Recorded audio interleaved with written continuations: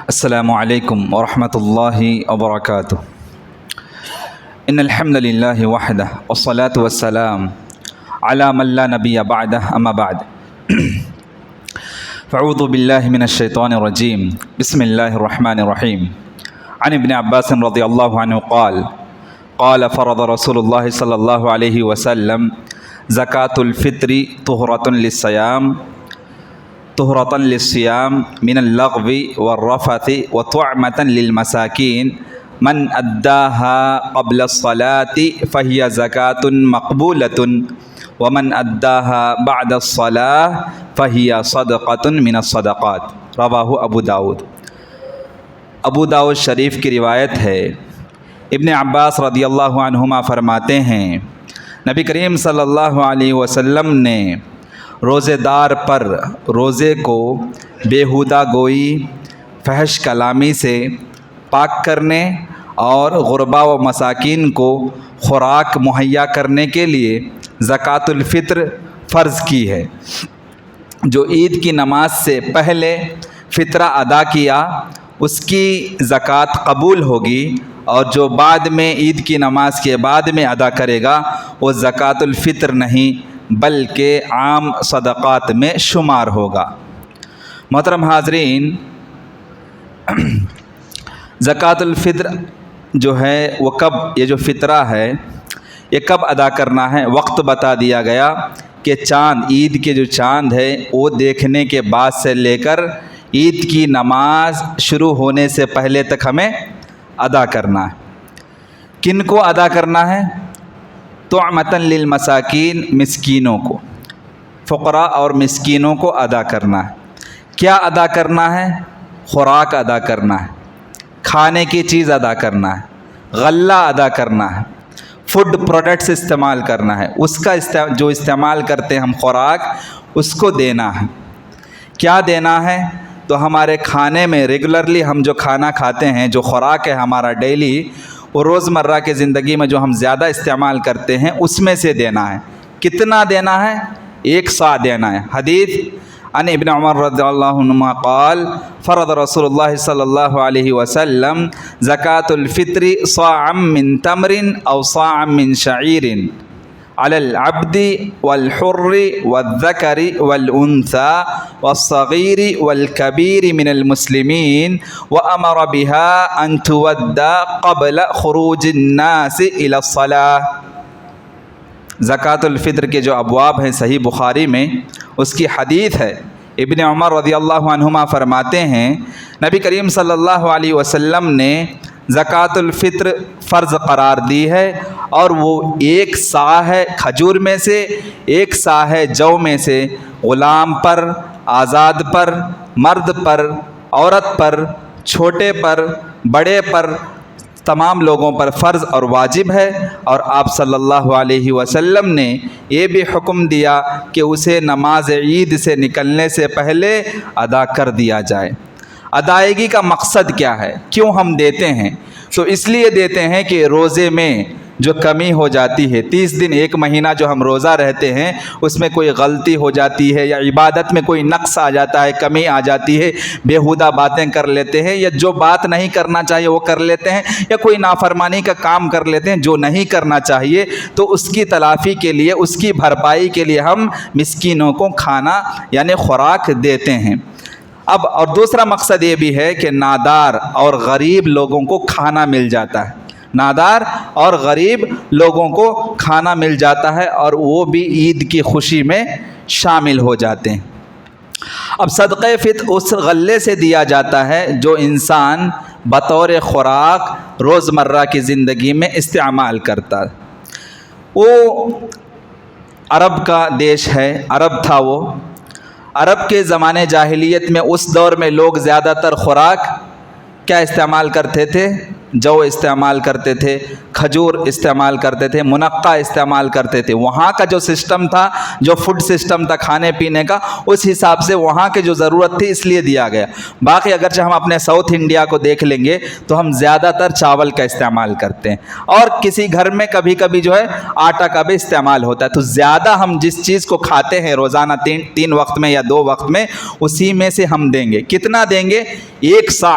سا کیا ہے؟ ایک پیمانہ ہے, تولنے کی ایک چیز, پیمانہ ہے سا. ٹھیک, تو جس طریقے سے کے جی, ملی گرام, ایم جی, کے جی, کلو گرام بولتے ہیں نا, اسی طریقے سے سا ایک پیمانہ ہے. اگرچہ اس کا ہم دیکھ لیں گے تو کتنا ہو جائے, کلو گرام میں اس کو اگرچہ ایکسچینج کرتے ہیں ہم سا کو تو 2.5 kg آتا ہے, 2.5 kg.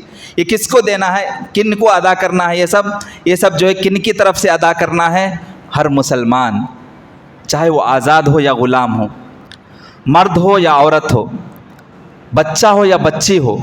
اور عید کی صبح سے پہلے تک جو بچے پیدا ہوتے ہیں, نماز سے پہلے تک, ان کی جانب سے بھی ادا کرنا ہے. ہاں, کتنا ادا کریں گے؟ ایک پر ہیڈ, ایک آدمی کے جانب سے 2.5 kg. کیا ادا کریں گے؟ خوراک, غلہ. کیوں؟ حدیث کا جو لفظ ہے طعمۃ للمساکین ہے. پتہ چلا طعمۃ للمساکین کا مطلب مسکینوں کو کھانا کھلانا, خوراک دینا مقصد ہے. ٹھیک ہے, آپ دیکھ لیجئے جو لوگ یہ چاہتے ہیں کہ ہم اماؤنٹ دیں, آج کل لوگوں کو پیسوں کی ضرورت ہے, کیا اس سے بھی یعنی بہت کم ضرورت تھی کیا پیسے کی اس زمانے میں؟ بلکہ اس سے بھی زیادہ تنگ دستی تھی نا. فقیری, غربت, ناداری آج کے دور میں مسلمانوں کے اندر جو ہے, اس سے کہیں زیادہ تنگ دستی, غربت اور ناداری کی حالت نبی کریم صلی اللہ علیہ وسلم کی زندگی میں تھے. تو وہاں جب ضرورت تھی پیسوں کی تو اللہ تعالیٰ شارع تھا, نبی کریم صلی اللہ علیہ وسلم پر وحی نازل ہو رہی تھی, اور حدیث بھی وحی کی ایک شکل ہے. تو حدیث میں بیان کر دیا جاتا کہ اماؤنٹ ہی دینا ہے, لوگوں کو پیسوں کی ضرورت ہے. لیکن ایسا نہیں کیا گیا, بلکہ کہا گیا طعمۃ للمساکین, کھانے کے لیے خوراک دو مسکینوں کو. تو ہمیں بھی حدیث کو فالو کرنا ہے. مصلحت دیکھیں گے تو ہر عبادت میں مصلحتیں آ جاتی ہیں. مصلحت دیکھنا شروع کریں گے تو ہر عبادت میں بہانہ مل جاتا ہے انسان کو. تو دیکھیے یہاں غور کرنے کی بات یہ ہے کہ ہمیں خوراک, غلہ, جو فوڈ ریگولرلی ہم استعمال کرتے ہیں اسی میں سے دینا ہے, کیونکہ حدیث کا واضح لفظ ہے, الفاظ ہیں طعمۃ للمساکین, خوراک دیں گے مسکینوں کے لیے. اگرچہ جو قیمت فکس کر دیتے ہیں بعض حضرات, مسجدوں میں آپ دیکھیں گے 99 روپیز, 150 روپیز پر ہیڈ اس طریقے سے فکس کر دیتے ہیں, جو کہ ہمیں کسی حدیث سے دلیل نہیں ملتی ہے, ثابت نہیں ملتی ہے, اور ہم اسی کو فالو کرتے ہیں جو قرآن و حدیث میں ہمیں نظر آ جائے, کسی کی دلیل مل جائے. اور قیمت ادا کرنے کی دلیل ہمیں کہیں بھی نہیں ملتی. اگرچہ آپ غریب کی اتنی ہی فکر کرتے ہیں تو آپ پر خوراک دینا فرض ہے. آپ خوراک دے دیں گے, اس کو اگرچہ پیسوں کی ضرورت ہے, اس خوراک کو ایکسچینج کر کے پیسہ لے سکتا ہے. قیمت وہ دکان میں جائے گا, آپ جو دیے ہیں خوراک, آپ جو فوڈ پروڈکٹ دیے ہیں اس کو ایکسچینج کر کے پیسے لے سکتا ہے. واقعی اس کو ضرورت ہے تو ہم خود سے اپنے طرف سے مصلحت بنا لیں گے تو پھر عبادت کے ہر چیز میں انسان کو بہانہ مل جاتا ہے. تو ضرورت اس بات کی ہے کہ ہم فطرہ ادا کریں گے, عید کی نماز سے پہلے ادا کریں گے, ہر ایک کے جانب سے 2.5 kg ادا کریں گے, اور جو خوراک زیادہ استعمال کرتے ہیں اس پروڈکٹ سے استعمال کریں گے اور خوراک ہی دیں گے. یہاں کیا ہوتا معلوم, رمضان کے مہینے میں لوگوں میں جو غلط فہمی یا مس انڈرسٹینڈنگ ہے, زکوٰۃ جو صحیح ہے, واجب زکوٰۃ ہے, اس زکوٰۃ میں اماؤنٹ دینا ہے, وہاں وہ نہیں دیتے, وہاں راشن کٹ بانٹتے ہیں, اور جہاں کھانا دینا ہے وہاں اماؤنٹ دیتے ہیں. یہ غلط فہمی ہے, مس انڈرسٹینڈنگ ہے. عام زکوٰۃ جو ہے, صاحب زکوٰۃ پر جو زکوٰۃ فرض ہوتا ہے, جو واجب ہے, اس میں آج کل راشن کٹ بانٹا جاتا ہے, یا اسی قیمت میں مسکینوں میں, غربا میں کپڑوں کو بانٹا جاتا ہے, جو کہ غلط ہے. اور جہاں صدقۃ الفطر ہے, جس میں ہمیں کھانا غلہ دینا چاہیے, جس میں ہمیں راشن کٹ دینا چاہیے, وہاں اماؤنٹ دیتے ہیں. ادھر بھی غلطی کا کام کر رہے ہیں, ادھر بھی غلطی کا کام کر رہے ہیں. تو غلط فہمی کا شکار یا مس انڈرسٹینڈنگ کا شکار نہیں ہونا چاہیے. اور اسی طریقے سے جب شرعی نص آ جائے, جب واضح لفظ ہمیں قرآن و حدیث میں مل جاتا ہو تو اس کے خلاف مصلحت کے نام پر کام بھی نہیں کرنا چاہیے۔ تو آپ دیکھیں گے جتنے بھی فقہا کی کمیٹی ہے، فقہ کمیٹی، آپ دیکھ لیں سعودی عربیہ کی کمیٹی ہو، ہندوستان کے جو سلفی علماء کی کمیٹی ہے، فقہ اکیڈمی کی کمیٹیاں، ان کی یہی دلیل ہے اور وہ یہی بتاتے ہیں کہ صدقۃ الفطر میں غلہ، خوراک، اناج، فوڈ پروڈکٹ ہی دینا ہے، قیمت دینا درست نہیں ہے۔ ابن تیمیہ رحمہ اللہ کا بھی یہی قول ہے، اور آج کل کے دور میں آپ دیکھیں گے ابن باز رحمہ اللہ کا بھی وہی قول ہے، ابن عثیمین رحمہ اللہ کا بھی وہی فتویٰ ہے، اور صالح الفوزان جو موجودہ دور میں حفظہ اللہ موجود ہے، ان کا بھی یہی فتویٰ ہے کہ کسی بھی صورت میں آپ قیمت نہیں دیں گے، اناج، خوراک، غلہ، فوڈ پروڈکٹ ہی صدقۃ الفطر کے طور پر ادا کی جائے گی۔ آخر میں اللہ تعالیٰ سے دعا گو ہوں کہ اللہ تعالیٰ مجھے اور آپ کو قرآن و حدیث کے مطابق جو بھی عمل ہے قرآن و حدیث کی روشنی میں کرنے کی توفیق دے، اور جتنے بھی عبادات ہم کیے ہیں اس مہینے میں، تمام عبادتوں کو اللہ سبحانہ و تعالیٰ قبول کرے۔ آمین۔ وآخر الدعوانا